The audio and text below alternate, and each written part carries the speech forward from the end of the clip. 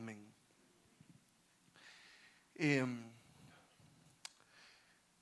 Yo como que siempre me he creído como que todavía estoy joven.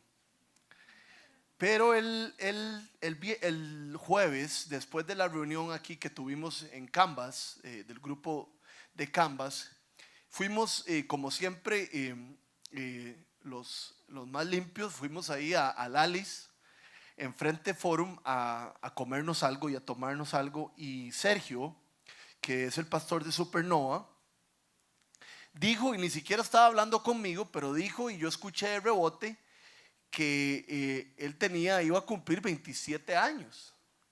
Entonces yo le hice la matemática, entonces les llevo 9 años a Sergio y yo dije, no, yo soy viejo, ya yo no estoy tan joven. Y hay algo que yo he aprendido con los años y creo que muchos de ustedes lo han comprobado, inclusive mejor que yo. Se ha hablado que muchas veces una persona debe de comportarse o debe de rendir en su puesto, en su lugar de trabajo y en su responsabilidad. En todas las demás áreas de su vida puede hacer lo que le da la gana. Pero yo creo que eso es mentira. Yo creo que en algún momento lo que somos nos alcanza en todas las áreas de nuestras vidas. La integridad funciona así. Lo que realmente somos nos termina alcanzando. Y hoy vamos a hablar de dos hombres y de lo que realmente ellos eran, de lo que estaban formados. Hoy vamos a hablar de la ética de trabajo, la ética de fe y de servicio que tenían los misioneros que estudiamos la vez pasada, Pablo y Bernabé. Entonces vamos a empezar en Hechos 14. Hoy vamos a estar en Hechos 14. Los que no tienen Biblia pueden ir a comprar Biblias afuera. Ya tenemos Biblias y tenemos todo tipo de libros muy recomendados. Por favor, pasen ahí a comprar. Ahí van a ver Biblias en letra grande. Hay gente como Alfonso que está tan mal de la vista que dice que esa letra grande no es suficiente. Entonces vamos a traer unos pergaminos bien grandes para cierta gente para la próxima. Entonces vamos a leer Hechos 14 del 1 al 7. En Iconio, Pablo y Bernabé entraron como de costumbre en la sinagoga judía y hablaron de tal manera que creyó una multitud de judíos y de griegos. Pero los judíos incrédulos incitaron a los gentiles y les amargaron el ánimo contra los hermanos.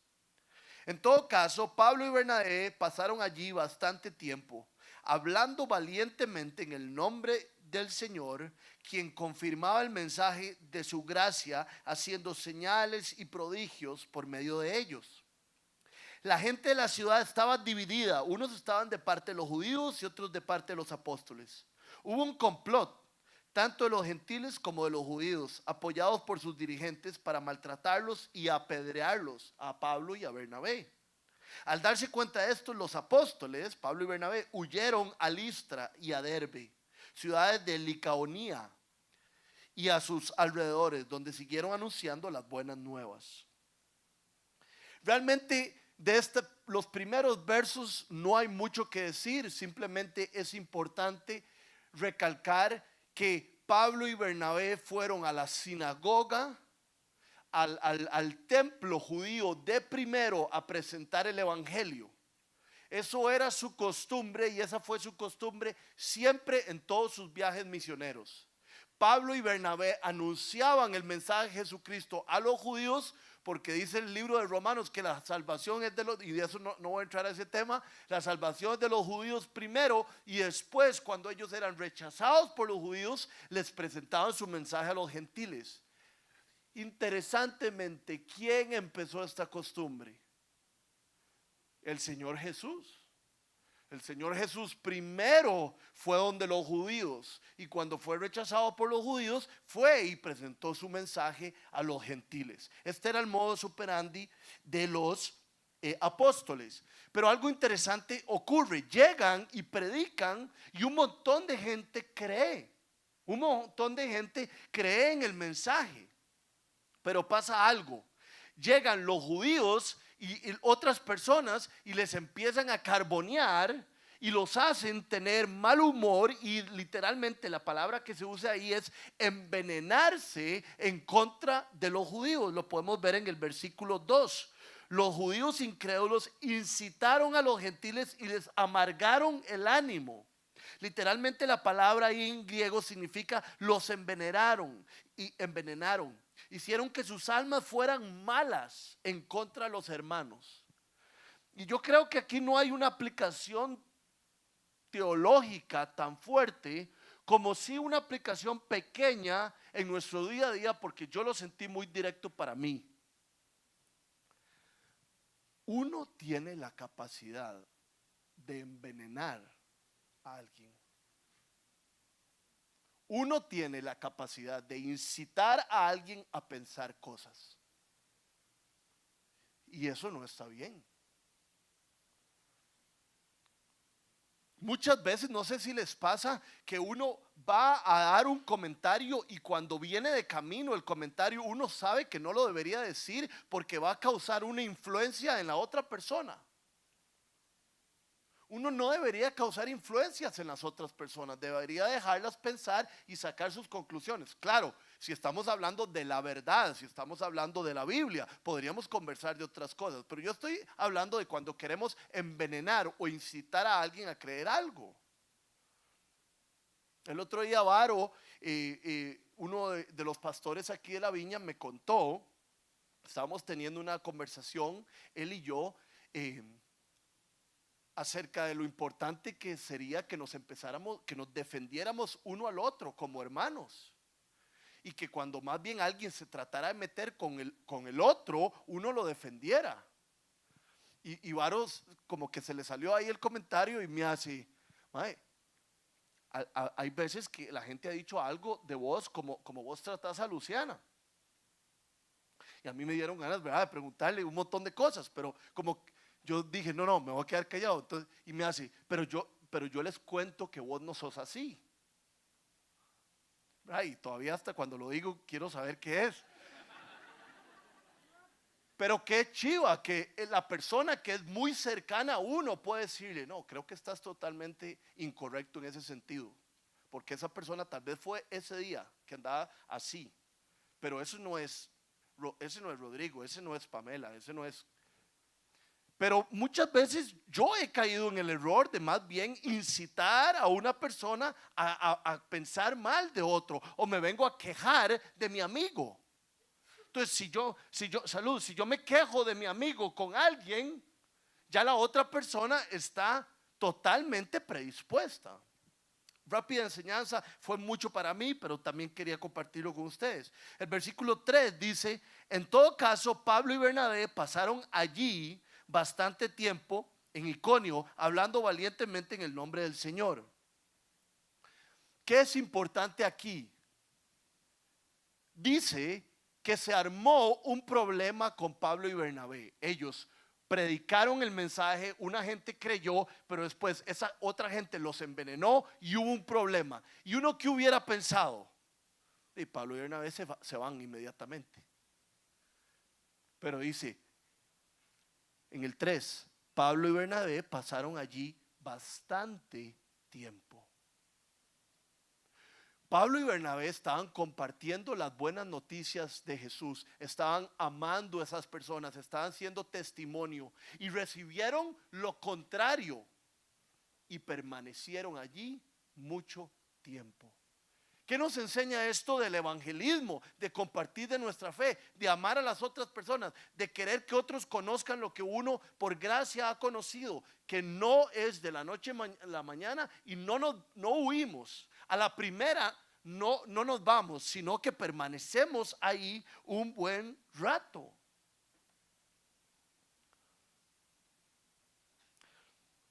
Algunos de ustedes han ido a campamentos, retiros. Y después de los retiros, usualmente en el campamento hay un tiempo de testimonios, que la gente cuente qué aprendió en el campamento. Y muchas veces, por dicha, gente nueva que no conoce de Jesús va a los campamentos a escuchar de Jesús por primera vez. Y cuando ellos están compartiendo acerca de lo que les pasó y dicen de primero, bueno, ustedes se van a reír porque muchos de ustedes han ido a campamentos y les ha pasado esto.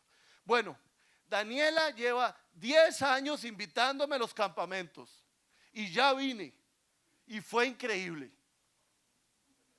¿Cuántas veces hemos escuchado esto? Rodrigo me mandó 25 correos electrónicos hasta que ya no pude decirle que no. Porque el evangelismo, el amar a alguien, el ser testimonio para alguien no es rápido y no es recibir un rechazo y entonces me voy. Parte del amor y del testimonio es permanecer ahí. No devolver lo feo, sino devolver el bien. Leí una historia de John Wesley. Para el que no sabe quién es John Wesley, es uno de los cristianos más influyentes que han existido. Él y su hermano Charles fundaron o fueron los que empezaron los metodistas. Y hay una historia de estas historias viejas, a mí me encantan, que estaba John Wesley cabalgando en Inglaterra, pero era en el campo. Y hubo un momento que llegó a un lugar donde solo podía pasar un caballo y del otro lado había otro hombre a caballo. Y John Wesley paró y el otro hombre se puso furioso, empezó a insultarlo y le estaba diciendo, deme campo, deme campo, deme campo. Y John Wesley no tenía dónde hacer nada. Entonces dice que echó el caballo casi que al barranco. Y el caballo, ustedes han visto que los caballos pueden agarrarse de la montaña bastante bien. Entonces sí estaba en una posición incómoda, pero el caballo estaba agarrado. Y el hombre vino y cruzó el caminillo, y cuando pasó a la par de John Wesley le dijo, a mí yo nunca doy espacio a nadie. Se le quedó viendo así. Y Wesley le contestó, yo siempre doy espacio. Y me encantó esa historia porque es ese afán de no devolver lo que me están dando, sino de permanecer firme en lo que yo creo que es correcto y continuar. Y eso es lo que es el evangelismo. Si me rechazan en Iconio, no me voy, me quedo. Y me quedo un buen rato, decía Pablo. Y hay que llevarlo un poco más allá. ¿Cómo es nuestra actitud cuando se nos complica? Cuando estamos en una situación fácil, a veces es fácil hacer lo que Dios quiere. Pero cuando se complica, como a Jonás, ¿verdad? Que lo mandaron a predicar donde la gente que menos le gustaba.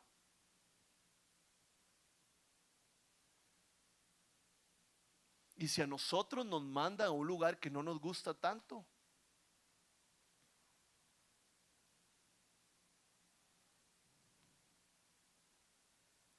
vean este versículo en 2 Corintios 4, del 8 al 9, que habla acerca de la actitud que tiene un cristiano, aunque sea rechazado, aunque no le den pelota, aunque su ministerio no tenga poder. Nos vemos atribulados en todo, pero no abatidos, perplejos, pero no desesperados, perseguidos, pero no abandonados. Esto lo escribió Pablo, el mismo que no se fue de ese pueblo. Derribados, pero no destruidos.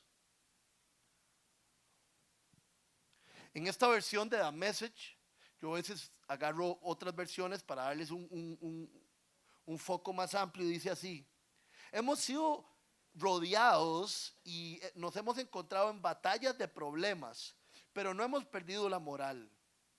No sabemos qué hacer, pero sabemos que Dios sí sabe.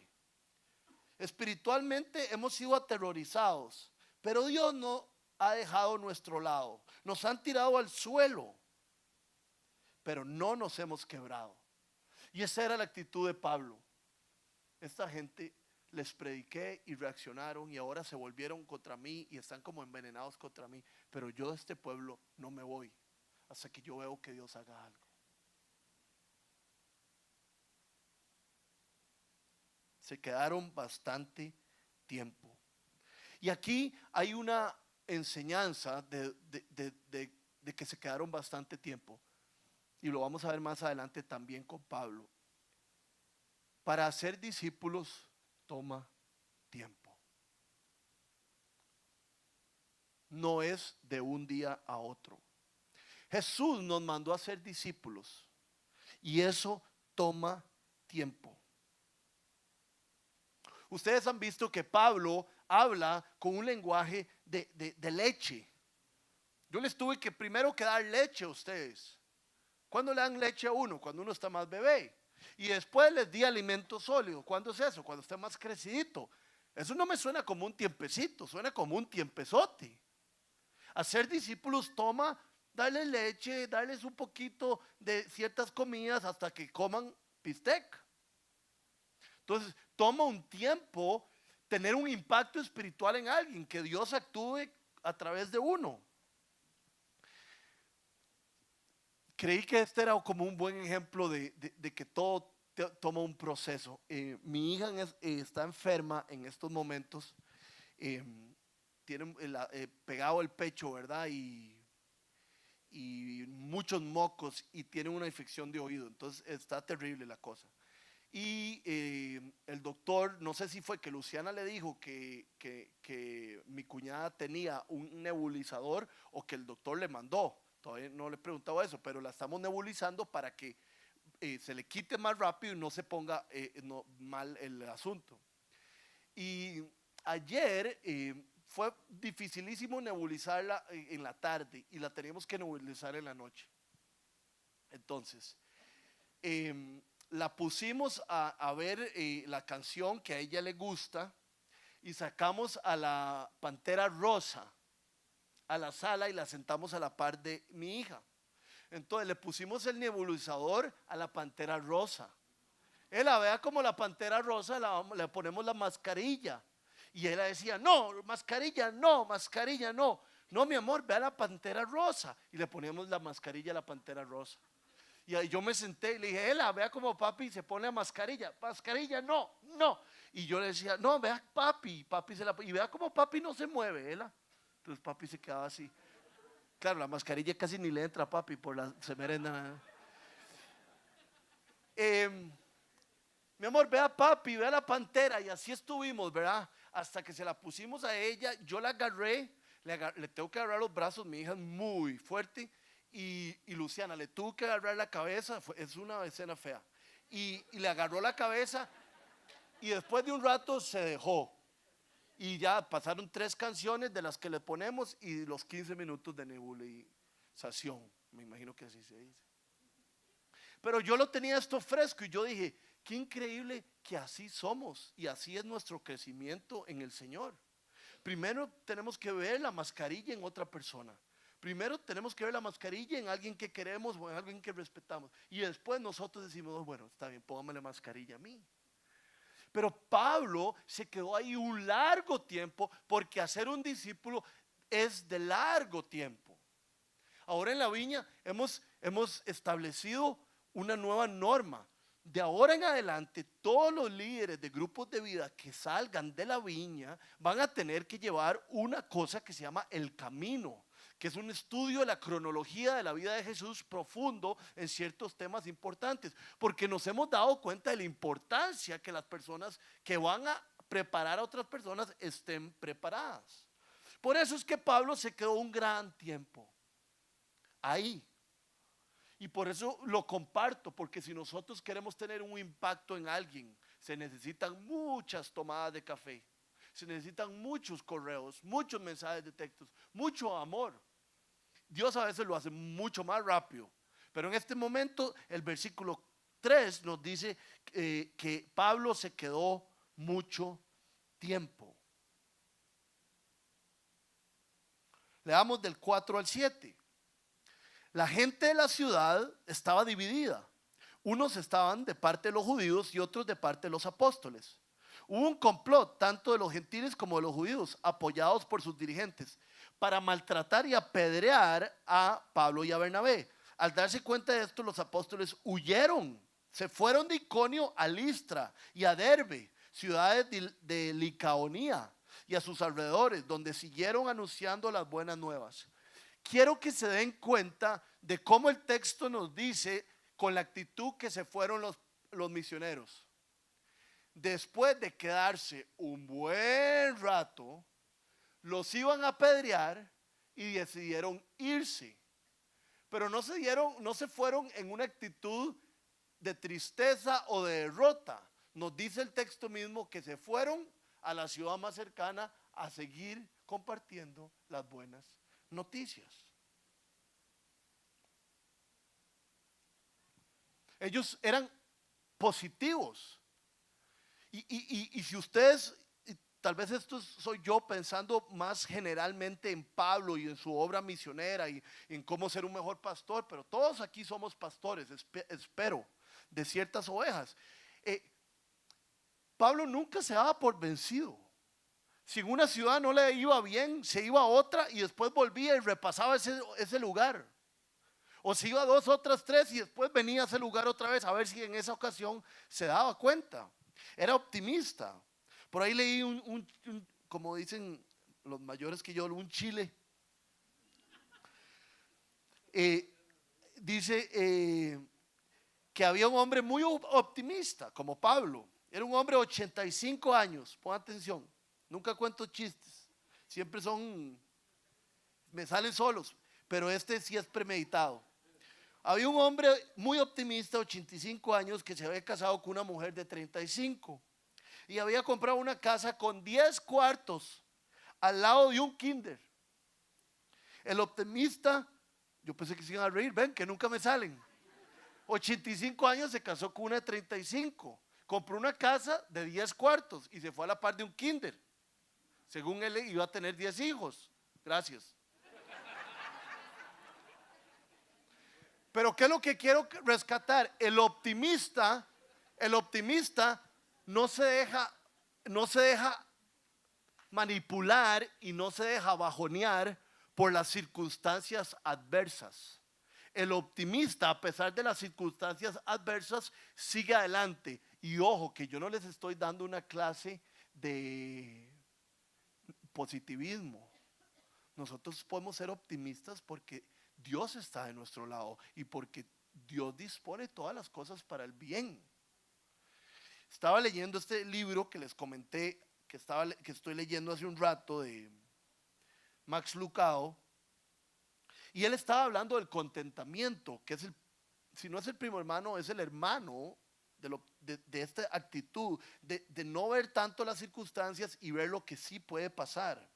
Y Max Lucado es un arrecho escribiendo, entonces dice que la vida, en la vida, no, el río más grande no es el Amazonas o el Mississippi, el río más grande de nuestra vida, el río que separa es el río que separa la buena vida de la vida normal. Y ese río se llama el si tan solo. Aquí estoy yo y yo tengo el río si tan solo gigantesco que pasa enfrente de mi vida para llegar a la buena vida. Si tan solo y si tan solo. Pero la buena vida no empieza cuando las circunstancias cambian, sino cuando nuestra actitud hacia las circunstancias cambia. Entonces Pablo dijo, yo me voy, aquí me quieren apedrear, me voy, pero me voy a seguir haciendo lo que Dios me ha llamado. No voy a dejar que esto me bajonee.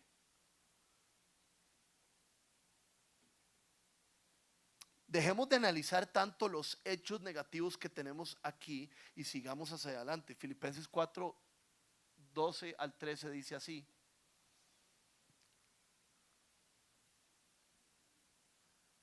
¿No lo puse? Entonces yo lo busco.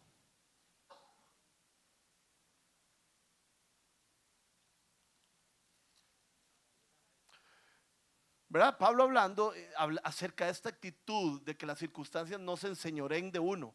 Sé lo que es vivir en la pobreza y lo que es vivir en la abundancia. He aprendido a vivir en todas y cada una de las circunstancias, tanto a quedar saciado como a pasar hambre, a tener de sobra como a sufrir escasez. Porque todo lo puedo en Cristo que me fortalece. Siempre nos aprendemos el versículo último, pero es que el versículo último no tiene nada de sentido si uno no entiende que está hablando de lo fuerte y de lo malo. Que no es la circunstancia, no es el río gigante del si tan solo. Es lo que Dios ya me dio. Y Pablo sabía que Dios ya le había dado algo. Entonces, si me apedrean, me voy. Y ya vamos a ver que la apedreada no era el asunto que le daba temor para nada. Esta es la otra parte del texto que vamos a ver hoy, del 8 al 20, lo voy a leer. En Listra vivía un hombre lisiado de nacimiento que no podía mover las piernas y nunca había caminado. Estaba sentado, escuchando a Pablo, quien al reparar en él, interesante esa palabra que usa la Nueva Versión Internacional, reparar en él y ver que tenía fe para ser sanado, le ordenó con voz fuerte: ponte de pie y enderézate. Solo quiero recordarles que esto se parece mucho al capítulo anterior que vimos el fin de semana pasado, cuando Pablo volvió a ver a aquel hechicero a los ojos y le dio una maldición. Siempre lo hacía con autoridad. Ahora le dice: párese. El hombre dio un salto y empezó a caminar. Al ver lo que Pablo había hecho, la gente comenzó a gritar en el idioma de Licaonía: los dioses han tomado forma humana y han venido a visitarnos. A Bernabé lo llamaban Zeus y a Pablo Hermes, porque era el que dirigía la palabra.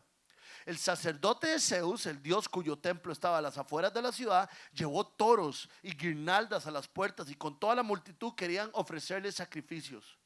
Al enterarse de esto, los apóstoles Bernabé y Pablo se rasgaron las vestiduras, como era costumbre judaica, y se lanzaron por entre la multitud gritando: señores, ¿por qué hacen esto? Nosotros también somos hombres mortales como ustedes. Las buenas nuevas que les anunciamos es que dejen estas cosas sin valor y se vuelvan al Dios viviente que hizo el cielo, la tierra, el mar y todo lo que hay en ellos. En épocas pasadas Él permitió que todas las naciones siguieran su propio camino. Sin embargo, no ha dejado de dar testimonio de sí mismo, haciendo el bien, dándoles lluvias del cielo y estaciones fructíferas, proporcionándoles comida y alegría de corazón. A pesar de todo lo que dijeron, a duras penas evitaron que la multitud les ofreciera sacrificios. En eso llegaron a Antioquía y de Iconio unos judíos que hicieron cambiar de parecer a la multitud. Y ahora sí, apedrearon a Pablo y lo arrastraron fuera de la ciudad creyendo que estaba muerto. Pero cuando lo rodearon los discípulos, él se levantó y volvió a entrar en la ciudad. Al día siguiente partió para Derbe en compañía de Bernabé. Entonces, tal vez algo importante: Pablo se va de Iconio porque lo van a apedrear, sigue compartiendo las buenas noticias y llega a este lugar que se llama Listra. Listra era un lugar fronterizo, el último fuerte de la zona de Galacia. Los romanos lo habían fundado en el siglo VI y era como el viejo oeste.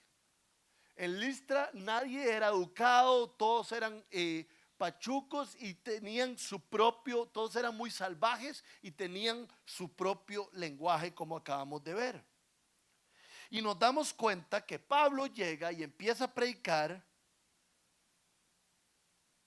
y se da cuenta que alguien tiene fe, que el Señor que está lisiado tiene fe para recibir el milagro. Y me llama la atención que Pablo en media charla se dé cuenta que alguien tiene fe para ser sanado. Qué importante que en medio de lo que nosotros hacemos nos demos cuenta en quién está trabajando Dios. Pablo se dio cuenta que Dios estaba trabajando en el hombre lisiado y llegó donde el hombre lisiado. ¿Se da cuenta usted? Me doy cuenta yo, camino con la guía del Espíritu Santo para darme cuenta dónde está trabajando el Señor, para unírmele al Señor en lo que Él está haciendo.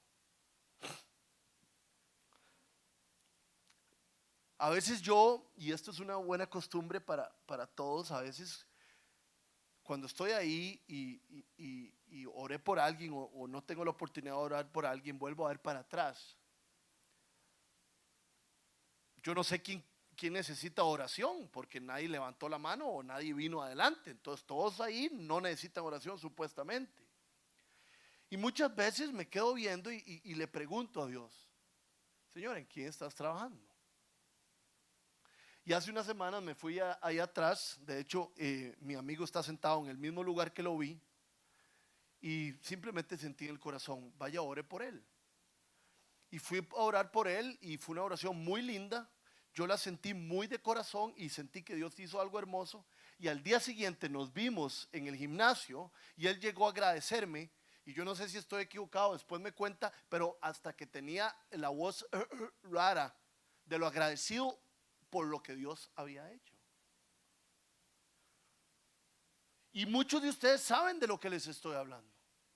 Porque uno a veces identifica dónde está trabajando Dios. Pablo estaba en ese lugar predicando con todas las ganas y de repente vio un lisiado, ok, pero se dio cuenta que ese lisiado tenía fe y paró lo que estaba haciendo e hizo algo. Vea lo que dice el doctor Barnhouse, un gran predicador. En mi experiencia en el ministerio he tenido muchas veces el sentido, mientras he estado predicando desde el púlpito, de ver la respuesta en una cara de la audiencia. Inmediatamente me he podido dar cuenta que el Espíritu Santo está trabajando en ellos. Y frecuentemente esa persona me busca después de la reunión para contarme que en ese preciso momento entendió que Cristo murió por sus pecados.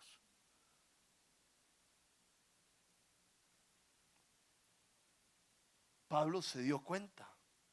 Y aquí hay dos puntos importantes. Ser sensibles. El otro día Luciana me contó una historia, o nos contó una historia del automercado. Luciana, de vez en cuando, mi esposa, va al automercado de la Guásima porque nos queda cerca, porque vivimos ahí en Concasa. Y dice Luciana que ella ya había ido al automercado varias veces y había tenido conversaciones con una señora, pero nunca había tenido una conversación directamente de Dios.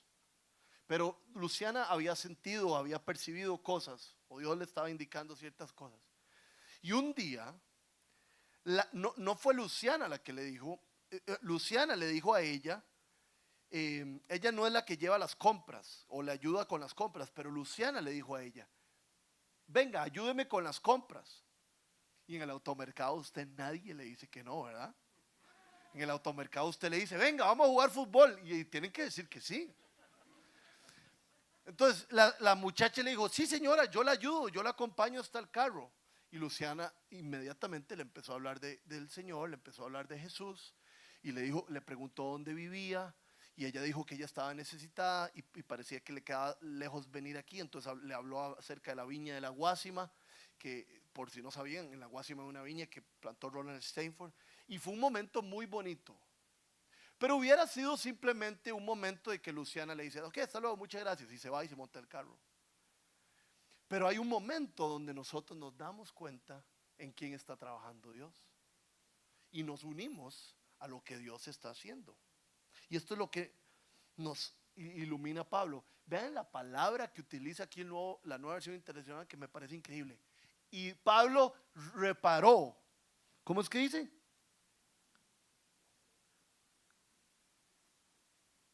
Al reparar en él. Me encanta la palabra. Pregúntese, yo me reparo en alguien, me fijo en alguien. Es que es algo fuerte lo que pasa. Y hay algo muy interesante aquí que quiero dejar claro muy rápidamente. Dice el versículo 9 que el hombre estaba sentado escuchando a Pablo, quien al reparar en él vio que tenía fe para ser sanado. Aquí hay una enseñanza de la salvación. Dios es el que trabaja en uno para uno llegar a la salvación. Uno no trabaja en uno. ¿Por qué? Porque el libro de Romanos dice que todos estábamos muertos en nuestras transgresiones. ¿Alguna vez han visto a un muerto trabajando? Un muerto no puede hacer nada. La salvación es desde principio a fin trabajo de Dios, porque nosotros estábamos muertos. Nosotros somos tan necesitados de la gracia de Dios que Dios tiene que ponernos en nosotros la capacidad de ser convertidos. No es que yo me convertí. Yo acepté a Jesús, sí, tal vez te acordás de eso, pero eso fue porque ya Jesús había trabajado en vos. Y eso es muy importante porque cambia totalmente la teología de la salvación. No fue que un día nosotros escogimos a Dios. Ok, sí, ya voy a ser bueno y voy a buscar de Dios. No, Dios te buscó a vos y te tocó. Por eso es que Jesús le dice a Nicodemo, Nicodemo, para entrar al reino de los cielos hay que nacer de nuevo. Usted no puede decir, voy a nacer. Es Dios el que nos da nacimiento. Entonces, el hecho de que nosotros entendamos el evangelio es la misericordia de Dios. Y chivísima, ¿qué pasa de un momento a otro? Un día el Señor quita el velo. Un día Jesús no tenía ningún sentido. Jesús estaba en la cruz. Y sí, soy tico, entiendo que Jesús es Jesús y está en la cruz, pero no entiendo nada. Un día Jesús es glorioso. Ese fue Dios. Ayer estaba preparando la charla de un matrimonio que tenemos el lunes. Se casa una pareja de aquí, Santiago y Bárbara. Y casi toda la charla, yo no estoy seguro si toda la audiencia la va a entender, pero la charla la estoy dando por si Dios decide trabajar en alguien y quitarle el velo y que entiendan el evangelio, porque eso hizo con nosotros un día. Entonces por eso es tan importante hacer lo que Pablo hacía, compartir el evangelio para ver si Dios trabaja y nosotros vemos. Y lo otro que quería hablar era de Pablo. Yo no sé si ustedes, hablemoslo claramente porque no lo podemos dejar pasar. Pablo le dice ahora a este hombre, párate y queda sano. Y queda sano. Y antes habló con el hechicero y tuvo poder sobre el hechicero en el nombre de Jesús. Entonces, y hemos estado leyendo el libro de Hechos. Entonces, el libro de Hechos, ¿qué? ¿Somos como Pablo o no? ¿El Espíritu Santo que tenía Pablo es diferente al mío o no? ¿Por qué Pablo sí puede y por qué yo no? Uno de los fundadores, no fue el fundador, pero el que agarró la viña y la cambió, se llama John Wimber. Y en uno de sus libros, que es el mejor libro de él, si hay alguien que, no es si hay alguien, deberían apuntar este libro y comprarlo, no lo tenemos ahí afuera, lo deberíamos conseguir, se llama Power Evangelism. ¿Alguien sabe cómo se dice en español? Ya está en español. No, es que no se traduce así literal. Evangelismo con poder. Ok, John Wimber en la última parte dice, raramente el crecimiento de la iglesia, o sea, las personas tienen fe, raramente se atribuye el crecimiento de la iglesia a la predicación. Cuando alguien sino que según Wimber el crecimiento de la iglesia se atribuye a las señales y a los prodigios, como esto que acaba de ser Pablo. Otra gente dice que esto es mentira, que más bien los dones del Espíritu cesaron después de la era apostólica. Murieron los apóstoles y ya no existen los dones. Pero Lucas, estoy hablando de el evangelista y el que hizo Hechos y el que escribió Lucas, parece tener un punto medio. No solo dice que no cesaron los dones, que ahora están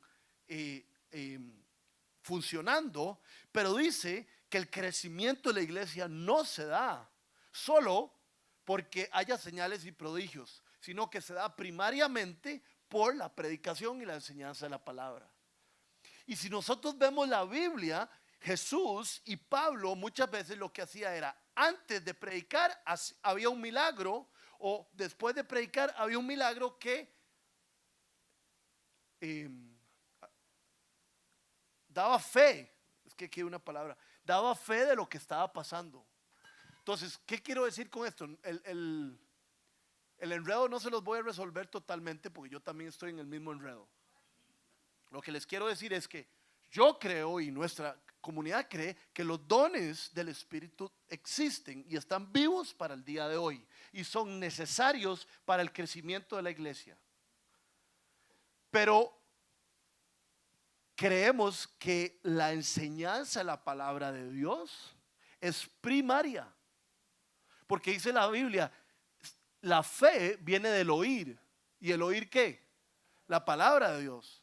Entonces tenemos que darle la mayor importancia a la palabra de Dios y a la enseñanza de la palabra de Dios. Y cuando aparezcan los dones, y aparecen y deberían aparecer, ojalá, bienvenidos sean. ¿Me explico? Ahora, Rodri, pero la pregunta que hiciste de que Pablo hacía caminar a los lisiados y nosotros qué, ore con fe para que se levanten. Yo nunca le he dicho, ni siquiera se me ha presentado la oportunidad, pero yo nunca le he dicho a alguien que se levante. Pero sí he tenido experiencias increíbles. He tenido oportunidades y no las he agarrado. Entonces, ¿cuál es mi respuesta? Yo creo que Dios todavía hace todos los milagros del mundo y tenemos que orar para que pasen.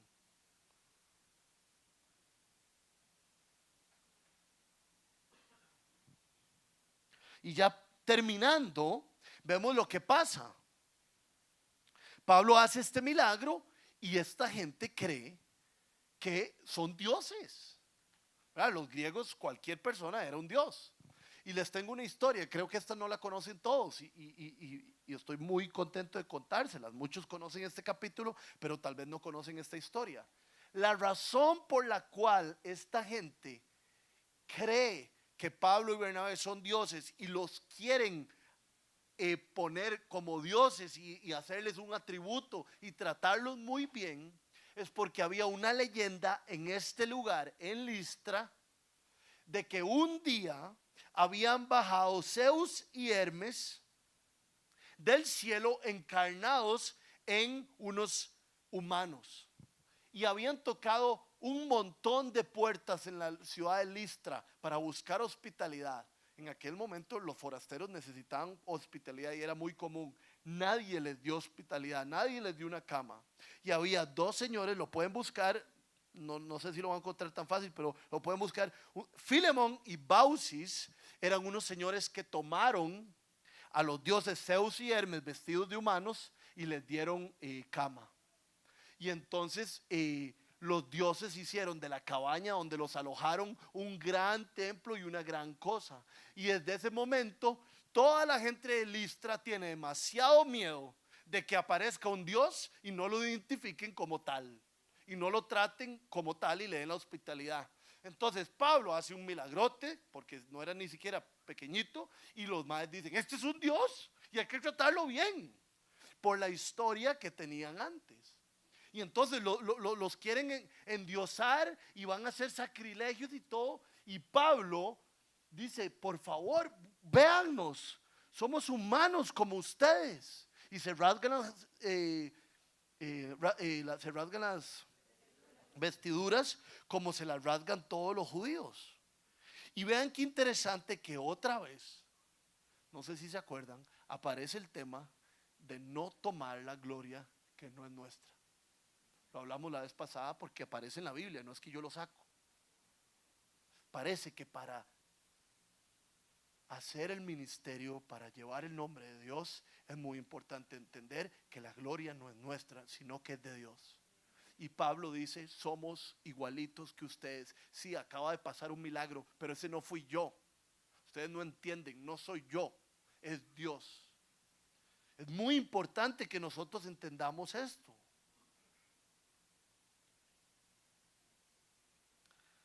¿Y qué pasa?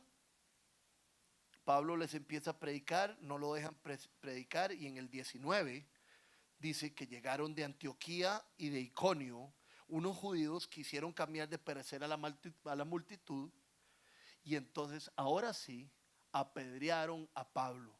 Todos sabemos que no era tirar una piedrilla, era llevarlo a las afueras de la ciudad, meterlo en un hueco donde era fácil apedrearlo y le tiraban rocas gigantes. A la segunda roca, si lo pegaba bien, ya estaba muerto. Y todos creímos que Pablo se iba a morir, pero dice en el 20 que cuando lo rodearon los discípulos después de que lo habían apedreado, él se levantó y volvió a entrar en la ciudad. Aquí, por eso es que yo decía que hoy íbamos a ver la transparencia y la ética de trabajo de Pablo. Recién apedreado se mete a la ciudad otra vez. Me reta demasiado.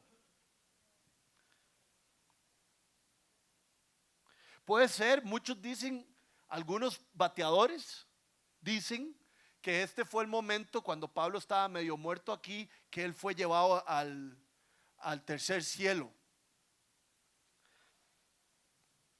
No tenemos testimonio de eso, pero lo que sí vemos es que Pablo lo apedrean y se devuelve a la ciudad. Esa acción habla más que 40,000 sermones. Nuestra perseverancia y nuestro compromiso con Dios hablan a veces mucho más que 4,000 sermones. Leí una historia extraordinaria en Colombia cuando estuvieron demasiado tiempo con todas estas armas por todo lado, las guerrillas y todo. ¿Y cómo se llamaba? Los colombianos armados. Exacto, todos están bien enterados. Historia de la vida real. Un pastor llamado Lupercio Taba estaba predicando en las selvas de Colombia ante su pequeña congregación. Y en eso, de la pequeña ventanita que tenía casi a la par, apareció a un hombre con una pistola gigante y jaló el gatillo y le dijo que dejara de predicar. Lupercio estaba lleno de fe, siguió predicando y de repente escuchó 2 balazos. Dice que uno le pasó enfrente y uno le pasó por debajo. Y el hombre le dijo, deje de predicar. Siguió predicando y le pasaron otros 2 balazos, los 2 por el frente, y rompieron la ventana del otro lado. Toda la congregación, que eran como 10, se metieron debajo de las sillas, muertos de miedo. Y Lupercio Taba siguió predicando. La persona con la pistola se fue corriendo. Y lo que yo pensé fue, ¿qué imagen tendrá esa congregación de su pastor de ahora en adelante? ¿Le creerán cuando le predique el evangelio? Pablo fue apedreado y dijo, vamos de nuevo.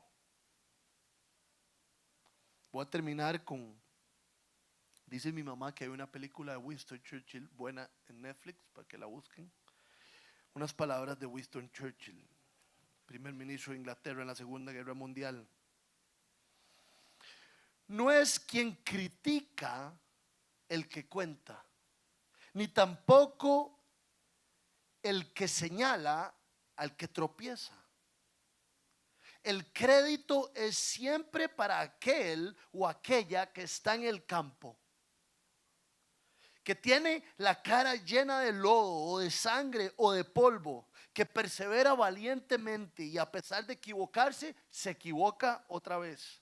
Es esa persona que tiene gran entusiasmo, que tiene gran devoción y se desvive por una causa digna. Es aquella persona que conoce al final lo que es un gran logro. Y si falla, falla habiéndolo arriesgado todo. El lugar de esas personas nunca será con las almas frías y tímidas que no conocen la victoria o la derrota. Son palabras increíbles las de Churchill, pero nunca dice cuál es la causa. Es increíble la persona que va adelante, la persona que no desfallece, la persona que tiene polvo, que aunque falle o triunfe sigue adelante. Pero ¿por qué causa, Churchill?